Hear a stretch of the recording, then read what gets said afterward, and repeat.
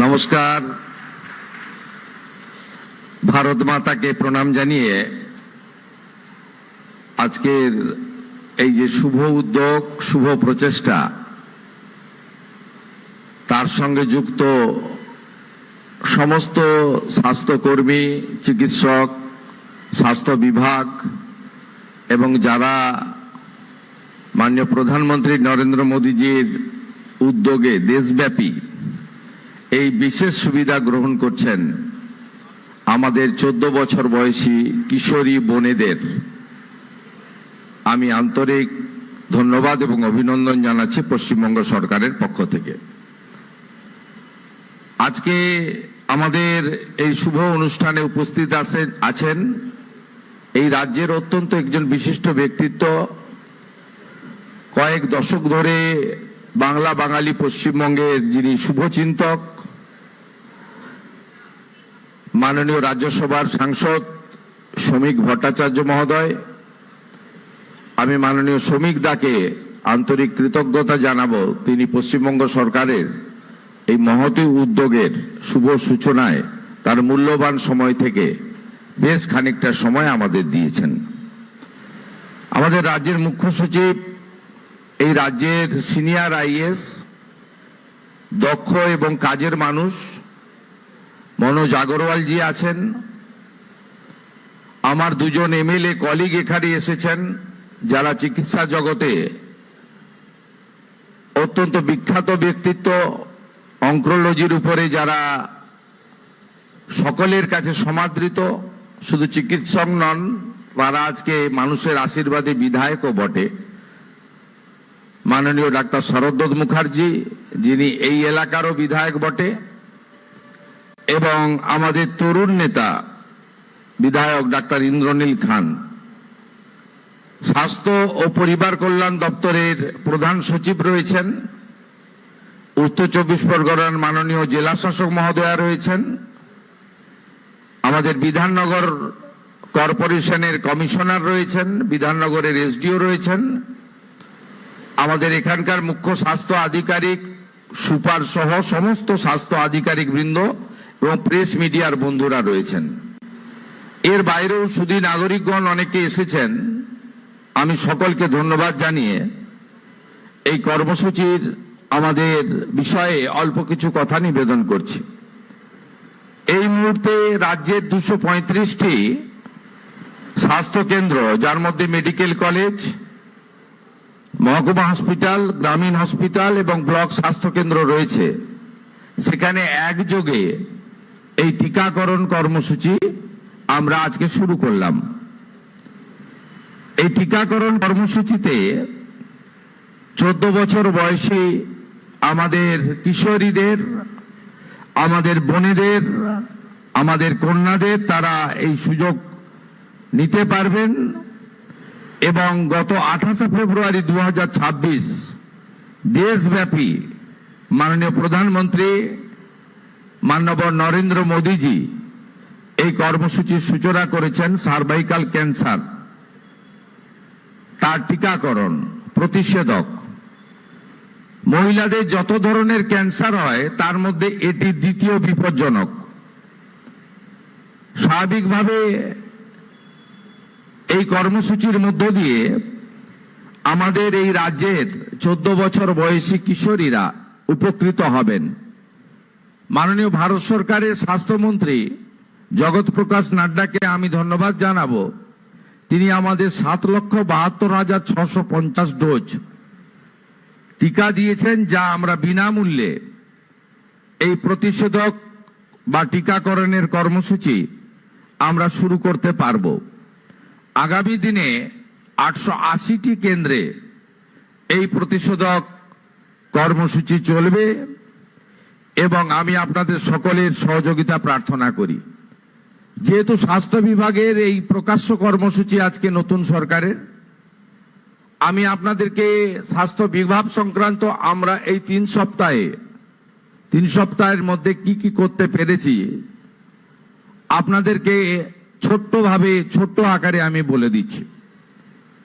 আজকে এখান থেকে যেমন আমরা এসএসকেএম হসপিটালে 100টি নতুন বেডের ব্যবস্থা করলাম, সাথে সাথে এর আগে কলকাতার সমস্ত স্টেট হসপিটালে যাতে একটা রোগীও রেফার না হয় তার জন্য আমরা একটা সমন্বয় করেছি এবং বিভিন্ন সময়ে রাজ্য সরকারের কাছ থেকে যে সমস্ত বেসরকারি হসপিটালগুলি 1 টাকাতে জমি নিয়েছেন তাদেরও 15% বেড সাধারণ মানুষ, অর্থনৈতিকভাবে দুর্বল মানুষ এবং অতিরিক্ত চাপ স্টেট হসপিটালে হলে তারা যে রোগীকে পাঠাবেন সেটাও তাদেরকে ভর্তি নিতে হবে এবং তাদেরকে পরিষেবা বিনামূল্যে দিতে হবে, এটাও আমরা সিদ্ধান্ত নিয়েছি। আমরা পশ্চিমবঙ্গ সরকার কেন্দ্রের স্বাস্থ্যমন্ত্রী জগৎ প্রকাশ নাড্ডা এবং স্টেট এবং সেন্ট্রালের স্বাস্থ্য আধিকারিকদের নিয়ে আমরা একটা ভিডিও কনফারেন্স করেছি। আপনারা শুনলে খুশি হবেন। NHM ন্যাশনাল হেলথ মিশন পশ্চিমবঙ্গে আমরা এই বছর কার্যকর করছি। 2103 কোটি টাকা বরাদ্দ দিয়েছে ভারত সরকার, যার মধ্যে ইতিমধ্যে 527 কোটি টাকা পশ্চিমবঙ্গ সরকার পেয়ে গেছে। আমরা আয়ুষ্মান ভারতে গেছি, আমাদের প্রধানমন্ত্রীর প্রতিশ্রুতি ছিল জনগণকে, সেই খাতে বরাদ্দ দিয়েছেন ভারত সরকার আমাদের এই বছর 976 কোটি টাকা, মানে সেন্ট্রাল শেয়ার। আমি আপনাদের কাছে আনন্দের সঙ্গে ঘোষণা করছি, গতকাল স্বাস্থ্য সচিব এবং মুখ্য সচিবের সঙ্গে চিঠিপত্র আদান প্রদান হয়েছে। আমরা 1,36,00,000 পরিবারের প্রায় 6 কোটিরও বেশি মানুষকে আয়ুষ্মান ভারতের আওতায় পশ্চিমবঙ্গে আনছি। 1,36,00,000 পরিবার এবং 6 কোটির বেশি মানুষকে 5 লক্ষ টাকা পর্যন্ত গোটা ভারতে, কাশ্মীর থেকে কন্যাকুমারী, কোচবিহার থেকে কাঁথি, দার্জিলিং থেকে দীঘা, ভেলোরের CMC থেকে মুম্বাই টাটা ক্যান্সার হসপিটাল, সমস্ত এইমস থেকে সব জায়গায় আপনারা এই আয়ুষ্মান ভারতের সুবিধা আগামী দিনে পেতে চলেছেন। এমনকি পেটের দায় যারা পরিযায়ী শ্রমিক হিসেবে বাইরের রাজ্যে থাকেন, কর্মসূত্রে থাকেন, তারাও শিক্ষাসূত্রে থাকেন, তারাও আয়ুষ্মান ভারতের সুযোগ পাবেন, গ্রহণ করবেন। এই যুগান্তকারী সিদ্ধান্ত আমরা ইতিমধ্যে গ্রহণ করেছি। আমাদের হসপিটালগুলির নাম হবে আয়ুষ্মান মন্দির। এই আয়ুষ্মান মন্দিরে আমরা সবাইকে চিকিৎসা দেব এবং আপনাদের যদি মাসে 1000 টাকা ওষুধ কেনায় খরচ হয়, আমরা 100 টাকায় আপনাদেরকে ওষুধ দেব। 467টি প্রধানমন্ত্রী জন ঔষধি কেন্দ্র পশ্চিমবঙ্গে চালু হতে চলেছে এবং দুরারোগ্য ব্যাধির জন্য 50 থেকে 80% ভর্তুকিতে অমৃত প্রকল্প পশ্চিমবঙ্গে চালু হতে চলেছে, যাতে ক্যান্সার সহ দুরারোগ্য ব্যাধির যে ওষুধপত্র রয়েছে আপনারা সেই ওষুধপত্র ভর্তুকি মূল্যে পেতে পারেন। আপনাদের সরকার আপনাদের পাশে, আপনারা আমাদের সহযোগিতা করুন এবং আমরা স্বাস্থ্য ক্ষেত্রে আরো ডাক্তার, আরো স্বাস্থ্যকর্মী, আরো নার্স সিনিয়র এবং জুনিয়র, আরো আমাদের যারা টেকনিক্যাল অ্যাসিস্ট্যান্ট রয়েছে, এই নিয়োগও স্বচ্ছতার সঙ্গে মেধা অনুযায়ী 100 পয়েন্ট রোস্টার মেনে একাডেমিক এবং কৃতি যারা আছেন তাদেরকে আমরা নিয়োগের ব্যবস্থা করছি। তাই রেফারের সংখ্যা কমবে এবং আমাদের পশ্চিমবঙ্গ নতুন করে সেজে উঠবে। আমরা উত্তরবঙ্গে একটি এইমস করার জন্য জায়গা নির্বাচনের কাজ করছি। প্রধানমন্ত্রীর যে কস্ট শেয়ারিং ভিত্তিতে জেলায় জেলায় একটি মেডিকেল কলেজ, এই রাজ্যে অনেকগুলি জেলায় সম্পূর্ণ হয়েছে, 4টি জেলা বাদ ছিল, আলিপুরদুয়ার, কালিম্পং, দক্ষিণ দিনাজপুর এবং পশ্চিম বর্ধমান। ওখানেও আমরা জমি চিহ্নিত করে প্রস্তাব ভারত সরকারকে পাঠাচ্ছি, যাতে পশ্চিমবঙ্গের কোনো একটি জেলাও মেডিকেল কলেজের সুযোগ থেকে বঞ্চিত না থাকে। এটাই এই সরকারের লক্ষ্য এবং উদ্দেশ্য। আপনাদের অনুরোধ করব, দালাল চক্র, মুমূর্ষু রোগীকে রেফার, এই ধরনের অভিযোগ থাকলে আপনারা আমাদের করবেন। স্বাস্থ্য ভবনে একটি আমাদের কন্ট্রোল রুম চালু হচ্ছে 24 ঘন্টার জন্য, যেখানে আমরা আপাতত ডিস্ট্রিক্ট এবং ডিস্ট্রিক্ট হসপিটাল, মেডিকেল কলেজ তাকে যুক্ত করব, যেখানে লাইভ মনিটরিং হবে। হসপিটালে দালাল চক্র আছে কিনা, হসপিটালে ডাক্তারবাবুরা আছেন কিনা, রোগীরা বেডে আছেন না অন্য জায়গায় আছেন, হসপিটালের মধ্যে কুকুর বিড়াল ঘুরে বেড়াচ্ছে কিনা, হসপিটাল নোংরা কিনা, এটা আমরা সরাসরি দেখব। তার জন্য আমরা পেশাদার লোকজনকে রাখছি এবং জিরো টলারেন্স। নিশ্চিন্ত থাকুন আপনারা। ইতিমধ্যে কলকাতা মেডিকেল কলেজের একটি মুমূর্ষু রোগীকে রেফার করার জন্য এমএসভিপি কে সাসপেন্ড করা হয়েছে। আমরা আপনাদেরকে বলবো, আপনাদের সরকার আপনাদেরকে মানবিক হয়ে যে দায়বদ্ধতার জন্য আপনি কাজ করছেন, সেই কাজ আপনি করবেন, সরকারকে সহযোগিতা করবেন, সরকারও আপনাদেরকে সহযোগিতা করবে। এটাই ছিল আমার বক্তব্য। আর এই প্রসঙ্গের বাইরে আমি আপনাদের এই সরকারের কতগুলি নতুন উন্নয়ন কর্মসূচি নিয়ে আপনাদের একটি কথা বলতে চাই। আগামী সোমবার থেকে সমস্ত সরকারি বাসে আমাদের মহিলাদের তাদেরকে ফ্রি যে কর্মসূচি সেটা চালু হচ্ছে। এই সুযোগ ডাব্লিউবিটিসি, এসবিএসটিসি, এনবিএসটিসিতে পাবেন।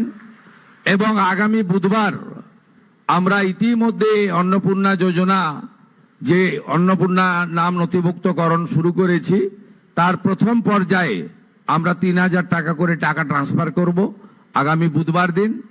আপনারা কেউ বিচলিত হবেন না। প্রত্যেকের বাড়িতে যারা ফর্ম ফিল আপ করতে পারবেন না, তাদের প্রত্যেকের বাড়িতে আমাদের পক্ষ থেকে লোকেরা যাবে। আমাদের লোকেরা গিয়ে আপনাদের ফর্ম ফিল আপ করে আনবে। এতটুকু বিচলিত হবেন না, বিভ্রান্ত হবেন না, গুজবে কান দেবেন না। কারণ আমরা চাই প্রকৃত প্রাপকদের হাতে এই অর্থ পৌঁছাক। আমরা চাই না কোনো অভারতীয়র অ্যাকাউন্টে এই টাকা যাক। আমরা চাই না যে পুরুষদের অ্যাকাউন্টে মহিলাদের এই কর্মসূচির টাকা যাক। ইতিমধ্যে রাজ্যের বহু জায়গা থেকে অবৈধভাবে পুরুষরা যারা লক্ষ্মীর ভান্ডার পাচ্ছিলেন গ্রেপ্তার হয়েছেন। আপনাদের সরকারের অর্থ, এই সরকার স্বচ্ছতার সঙ্গে কাজ করবে, এই সরকার ফাইন্যান্সিয়াল ডিসিপ্লিন মেনে কাজ করবে। পশ্চিমবাংলায় যারা প্রকৃত প্রাপক তাদের প্রত্যেককে চিহ্নিত করে খুঁজে বের করে তাদের কাছে মাননীয় প্রধানমন্ত্রীর দেওয়া, আমাদের দেওয়া সংকল্প পত্রের প্রত্যেকটা বাক্য শব্দ পূরণ করার দায়িত্ব আপনাদের সরকারের। আপনাদের সকলকে অভিনন্দন জানিয়ে, আমাদের রাজ্যসভার সাংসদ বলেছেন এতদিন ধরে দলের সরকার চলতো। আমাদের সংবিধান কিন্তু দলের সরকারের কথা বলে যায়নি। সংবিধান বলে গেছে for the people, by the people, of the people. আমাদের সরকার এবার থেকে আপনাদের for the people, by the people, of the people নীতিতেই চলবে। আর মুখ্যমন্ত্রীকে বল বন্ধ হয়ে যাচ্ছে, আমরা নাম্বার দিয়ে দেব, সেখানে আপনার সরকারকে বলো বা আপনার সরকার আপনার পাশে, এই নামেই আপনারা ফোন করে আপনাদের যা প্রয়োজন, যা অভিযোগ জানাবেন, আমরা আপনাদের সঙ্গে কাজ করব। আগামী 22 তারিখ আমাদের রাজ্য বাজেট হবে। এই বাজেটে পশ্চিমবঙ্গের মানুষের যে প্রত্যাশা আছে আমাদেরকে কেন্দ্র করে, সেই প্রত্যাশাও আমরা পূরণ করার চেষ্টা করব। সবাই ভালো থাকুন। ভারত মাতাকে প্রণাম জানিয়ে ঋষি বঙ্কিমচন্দ্রের বন্দে মাতরম মন্ত্রের মধ্য দিয়ে আমার বক্তব্য শেষ করলাম। নমস্কার।